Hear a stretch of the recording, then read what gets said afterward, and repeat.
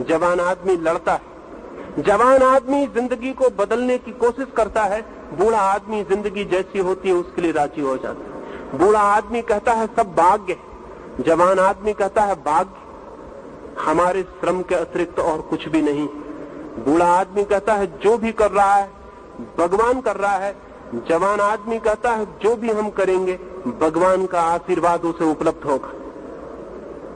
जवान आदमी एक संघर्ष और बूढ़ा आदमी एक संतोष, एक सेटिस्फैक्शन। अगर गुलामी आ जाए तो उससे भी संतोष कर लेंगे, गरीबी आ जाए उससे भी संतोष कर लेंगे, जो भी हो जाए उससे हम संतुष्ट हो जाएंगे।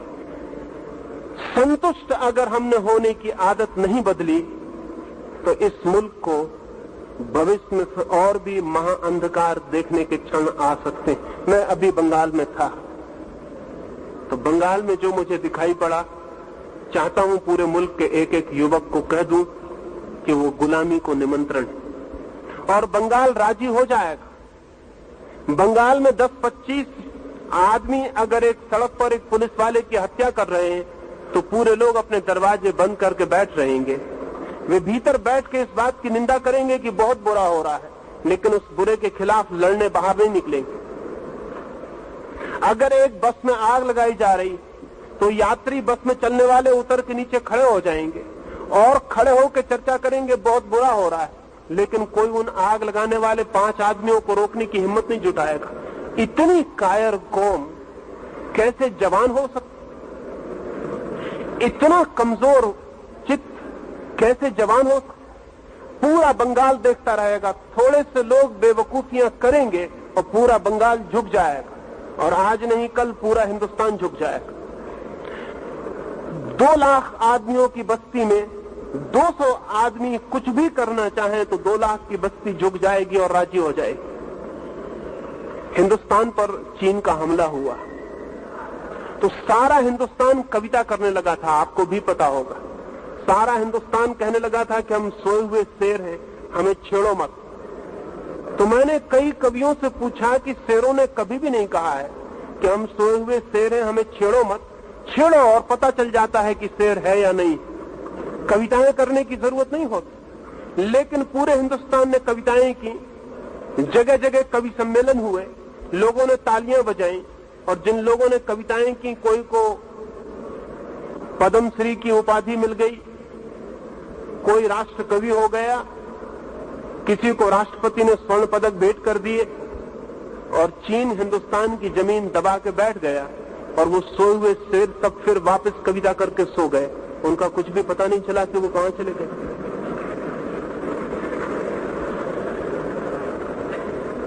लाखों मील की जमीन ने चीन ने कब्जा कर लिया तो हिंदुस्तान के नेताओं ने बाद में कहना शुरू किया कि वो जमीन बेकार थी, वो जमीन किसी काम की ही न थी, उसमें घास भी पैदा नहीं होता था।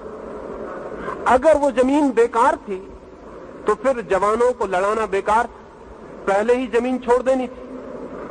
और अगर जमीन पर घास भी नहीं उगती थी तो उसके लिए लड़ने की कोई जरूरत नहीं थी। तो मैं उन नेताओं से कहता हूं कि अभी भी देश में जितनी जमीन और बेकार हो उसे चुपचाप दूसरों को दे देना चाहिए, ताकि कोई झंझट ना हो, कोई झगड़ा ना हो। ये जो हमारा चित्त है, इस चित्त को मैं बूढ़ा, ओल्ड माइंड, बूढ़ा चित्त कहता हूं। ये बूढ़ा चित्त हर चीज में संतोष खोज लेता है। इस बूढ़े चित्त को तोड़ना पड़ेगा, अतीत की तरफ देखना बंद करना पड़ेगा, भविष्य की योजना बनानी होगी, संतोष छोड़ना पड़ेगा। एक निर्माण की असंतोषकारी ज्वाला चाहिए, एक सृजन की आग चाहिए, और वो आग तभी होती है जब हम हर कुछ के लिए राजी नहीं हो जाते, जब हम दुख को मिटाने का संकल्प करते हैं, अज्ञान को मिटाने का संकल्प करते हैं, जब हम बीमारी को तोड़ने का संकल्प करते हैं, जब हम दीनता, दरिद्रता और दासता को मिटाने की कसम खाते हैं, तब भविष्य निर्मित होना शुरू होता है। एक छोटी सी कहानी और अपनी बात में पूरी करूंगा।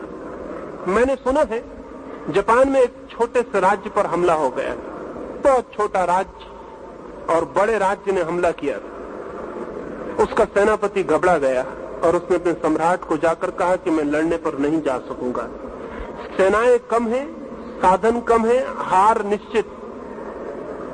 इसलिए व्यर्थ अपने सैनिकों को कटवाने की कोई जरूरत नहीं है, हार स्वीकार कर ले।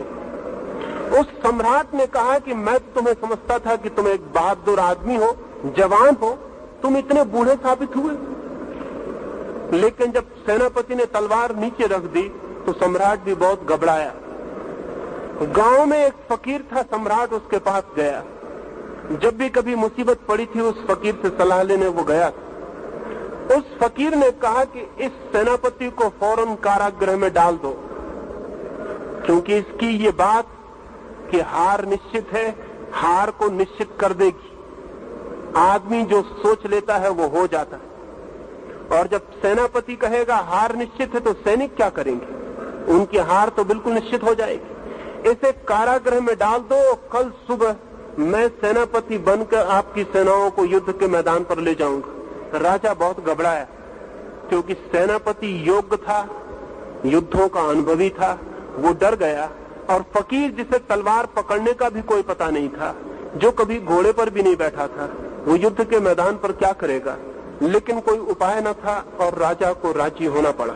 वो फकीर सेनाओं को लेकर युद्ध के मैदान पर चल पड़ा। राज्य की सीमा पर नदी को पार करने के पहले उस पार दुश्मन के पड़ाव थे। उस सेनापति ने मंदिर के निकट रुककर अपने सिपाहियों को कहा कि मैं जरा मंदिर के देवता को पूछ लूं कि हमारी हार होगी कि जीत। उन सैनिकों ने कहा देवता कैसे बताएगा, और देवता की भाषा हम कैसे समझेंगे? उस फकीर ने कहा भाषा समझने का उपाय मेरे पास। उसने खीसे से चमकता हुआ सोने का रुपया निकाला, आकाश की तरफ फेंका और मंदिर के देवता से कहा कि अगर हमारी जीत होती हो तो सिक्का सीधा गिरे, और अगर हार होती हो तो उल्टा गिरे। सैनिकों की सांसें रुक गईं, जीवन मरण का सवाल था। वो रुपया नीचे गिरा, वो सीधा गिरा। उस फकीर ने कहा तुम फिक्र छोड़ दो, हार का अब कोई उपाय नहीं है। हम हारना भी चाहें तो अब हार नहीं सकते, परमात्मा साथ है। सिक्के को खीसे में रखते हुए युद्ध में कूद पड़े। 8 दिन बाद अपने से बहुत बड़ी फौजों को जीतकर वे वापस लौटे। उस मंदिर के पास से गुजरते थे तो सैनिकों ने फकीर को याद दिलाई कि परमात्मा को कम से कम धन्यवाद तो दे दे, जिस परमात्मा ने हमें जिताया। तो उस फकीर ने कहा परमात्मा का इससे कोई भी संबंध नहीं है, आगे बढ़ो।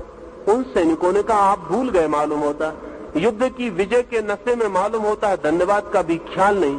तो उस फकीर ने कहा तुम पूछते ही हो तो मैं तुम्हें राज बता देता हूँ। उसने रुपया निकाल कर दे दिया। वो सिक्का दोनों तरफ सीधा था, उसमें कोई उल्टा हिस्सा नहीं था। वे सैनिक जीते क्योंकि जीत का ख्याल निश्चित हो गया।